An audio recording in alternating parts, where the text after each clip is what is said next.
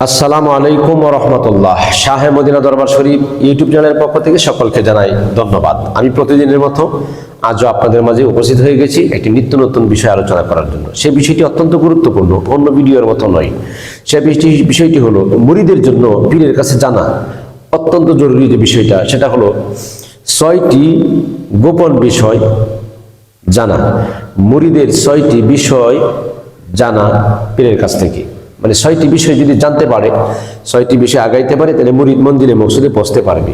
এই 6টি বিষয় কি কি? অত্যন্ত মূল্যবান এবং দামি কথা বলি। ভিডিওটি শুরু থেকে শেষ পর্যন্ত দেখার চেষ্টা করুন। চ্যানেলটিতে যারা নতুন আছেন আপনারা সাবস্ক্রাইব করে বেল আইকন বাজিয়ে পাশে থাকুন।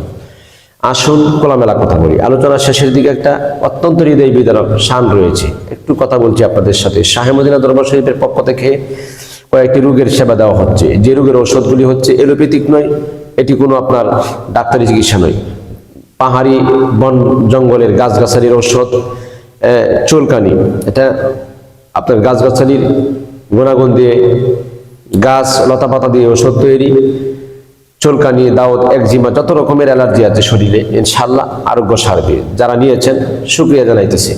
এরপরে 2 নাম্বার যেটা, সেটা হচ্ছে আপনার হাঁটুতে ব্যথা, মাথায় ব্যথা, মাজায় ব্যথা, এভরিথিং, সর্ব অঙ্গে ব্যথা, ব্যথায় জর্জরিত, লক্ষ লক্ষ টাকা ফুরিয়ে দিছি, জয়েন্টে পয়েন্টে ব্যথা, হাড় ক্ষয় হয়ে গেছে ইনশাল্লাহ। একটা তেল আছে, গাছগাছালির ঔষধ, ওইটা ইনশাল্লাহ দিলে অনেকে নিয়েছে। যারা নেই, আমার কিন্তু কোনো ফার্মেসি নাই, আমার কিন্তু কোনো দোকান নাই, কোনো অফিস নাই যে আমি এটা ব্যবসা করি। এটা শুধু আমার রোগীদের জন্য, আমার যারা ভালোবাসে এদের জন্য ইনশাল্লাহ দিতেছি। আপনারা এই ব্যথার জন্য।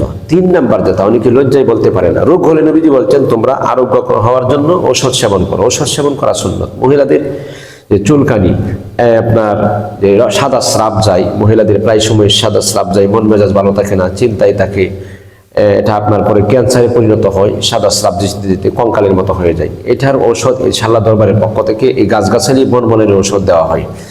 এরপর আপনার দাঁতের যে সমস্যা, মনে করেন দাঁত শিরশির করে, ব্যথা করে সবসময়, এলোপ্যাথিক ঔষধ কত খাবেন, শুধু দাঁত ব্যথাই করে, যন্ত্রণাই করে।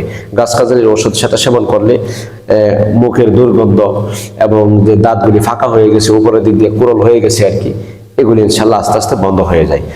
এরপরে যেটা, সেটা হচ্ছে আপনার মাথায় তীব্র ব্যথা, প্রচন্ড ব্যথা থাকে, যে কোনো ধরনের ব্যথা, কালো জাদু বা জিনে ধরে বা কোনো দেবদানবে আসর করছে, মন মেজাজ ভালো না, সংসারে অশান্তি, জ্বালাতন করে, বা শিশু বাচ্চারা কান্নাকাটি করে, এটার জন্য একটা স্প্রে করার তেল রয়েছে, যেটা হচ্ছে রোগের শিফা। ইনশাল্লাহ যোগাযোগ করলে স্ক্রিনে দেওয়া নাম্বারে যে কোনো রোগের ইনশাল্লাহ আপনারা পেয়ে যাবেন এই ঔষধগুলি। এটা আপনার ফার্মেসিতে পাওয়া যাবে না, বাজার ফার্মেসিতে কোনো ডাক্তারি বিধিতে আপনারা পাবেন না। বিশেষ করে প্রয়োজন আপনারা যোগাযোগ করবেন। আসুন আলোচনা করছি।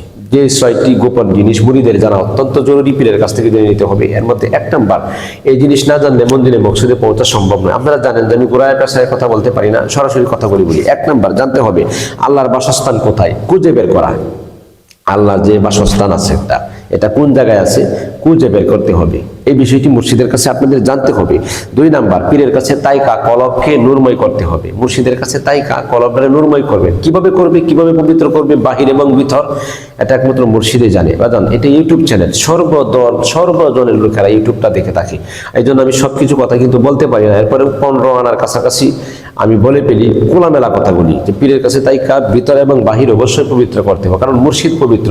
মুর্শিদের পবিত্র জিনিস দিয়ে আমাকে পবিত্র বানাইতে হবে। দয়াল গুরু জানে কিভাবে করবে, তবে সে যেন একজন বিজ্ঞ আলেম হয়, কোরআন হাদিসের জ্ঞান যাতে তার পরিপূর্ণ থাকে। কারণ শাহজালাল শাহপারা তিনি একজন বিজ্ঞ আলেম ছিলেন। এই ওলি আল্লাহদের পথ আমরা স্মরণ করছি। 3 নাম্বার, 21,600 বার একটা নামাজ আছে, 21,600 বার একটা সালাত আছে। এই সালাত সম্পর্কে জানতে হবে, সেই সালাতটা কিভাবে আদায় করতে হয়। আপন গুরুর কাছ থেকে, মুর্শিদের কাছ থেকে বই জানতে হবে। ভুলভাল তথ্য দিলে হবে না। আমার মুরিদান যারা ইনশাআল্লাহ তারা যথেষ্ট পরিমাণে এগিয়ে আছে। এরপরে আপনার যেটা 4 নাম্বার, কেবলা চিনে, কাবা চিনে নামাজ পড়তে হবে। নামাজ পড়লে খালি হবে না, কাবাটা চিনে এরপরে নামাজে দাঁড়াইতে হবে। এরপরে আপনার 4 নাম্বার, 5 নাম্বার, 4 নাম্বার চলে গেল। 5 নাম্বার যেটা, সেটা হচ্ছে কালিমার বেদ বা হাকিকত সম্পর্কে জানা। 6 নাম্বার যেটা, নিজকে নিজে চেনা। নিজকে নিজে যতক্ষণ পর্যন্ত না চিনতে পারবেন ততক্ষণ পর্যন্ত আল্লাহ রাসূলকে চেনা যাবে না। কারণ নিজের কলবের মধ্যে, নিজের আত্মার মধ্যে, নিজের দেহের মধ্যে আরশে আজিম আছে, কুরসি আছে, সিংহাসন আছে, এরপর আপনার মক্কা আছে, মদিনা আছে, হাজরে আসওয়াদ পাথর আছে। নিজের এই দেহের ভিতরে সাগর আছে, নদী আছে, 13টি নদী আছে। নিজের এই দেহের ভিতরে কত কিছু রয়ে গেছে, এগুলি সবগুলি তন্ন তন্ন করে আহলে পাক পাঞ্জাতন আছে, গম্বুজ আছে নিজের দেহের ভিতরে, আলিফ মিম রয়েছে নিজের দেহের ভিতরে, এগুলি জানতে হবে। অনেক কথা যেটা আমি খোলামেলা ওপেনলি ভাবে আমি বলতে পারি না। এরপরেও আমি বললাম কি, অন্যান্য পীরদের তুলনায়, অন্যান্য তরিকতপন্থীরা যে ইউটিউবে কথা বলে এদের তুলনায় আমি কাছাকাছি মারেফাতের লাইনে প্রায় 15 আনার উপরে আমি কথা বলে পেরি ইনশাআল্লাহ। আর বাকি কিছু থেকে যায়, কারণ অনেকেই বোঝে না, অনেকেই জানে না যে এটা রাস্তাটা কি। না জানার কারণে তারা একটা দ্বন্দ্ব ফেতনা সৃষ্টি করবে। এমনি তো অনেক পীরেরা আমাকে ফোন দেয় বারে বারে যে আপনি কথাগুলি বলবেন না, আমরা মুরিদানদেরকে এগুলি দিতে পারছি না, আমাদের সময় হয় না, আমরা পারি না, এই কথাগুলি কোথায় থেকে আপনি বলেন, আমরা জীবনেও শুনি নাই।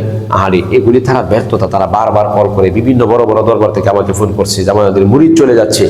আমি আপনাদের মুরিদ তো আর আমার কাছে আসতেছে না, হ্যাঁ আমার কাছে তার চলে আসতেছে না, যে আমাদের দরবারের মুরিদ কি আমার কাছে আসতেছে?